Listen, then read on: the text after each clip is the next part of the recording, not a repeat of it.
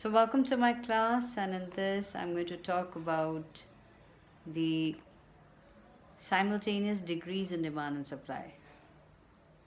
We have been doing in the earlier classes simultaneous changes in demand and supply, and in that order we have finished with simultaneous increase in demand and supply. See, you can have a look. So in the last class we did this. We talked about simultaneous changes in demand and supply and its impact on equilibrium price and equilibrium quantity. And in that we did simultaneous increase. We talked about simultaneous increase in demand and supply. So this is what it is. This is how we studied these, and we saw what has been the impact on equilibrium price and equilibrium quantity. And in today's class, what we are doing is we are going to talk about the simultaneous decrease in demand and supply and its impact on quantity, equilibrium quantity and equilibrium price. And just because it's a decrease or simultaneous decrease in demand and supply, there will be a decrease in quantity demanded and supplied as opposed to the initial quantity.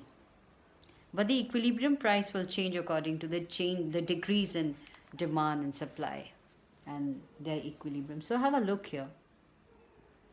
So in the first one we see that the decrease in demand is equal to decrease in supply. So what happens?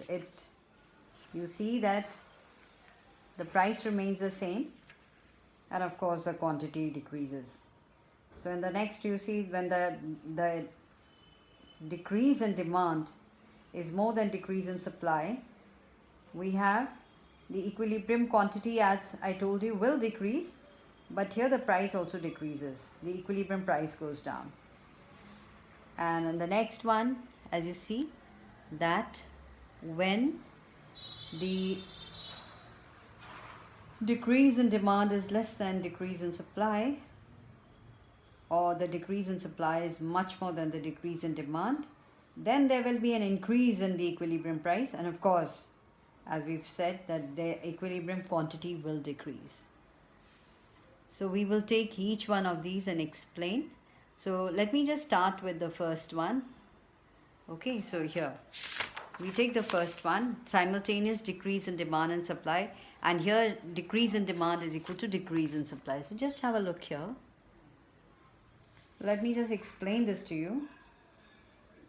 So when in this figure we see that D1 is the initial demand curve and S1 is the initial supply curve, and E is the point of initial equilibrium, and OP is the initial price, equilibrium price, and OQ is the initial equilibrium quantity. Now in the figure we see that the decrease in demand is equal to decrease in supply. So the situation is none of excess demand or excess supply. So there is no excess demand or excess supply in this situation. So there is no change in the equilibrium price OB1. However, the equilibrium quantity decreases from OQ1 to OQ2.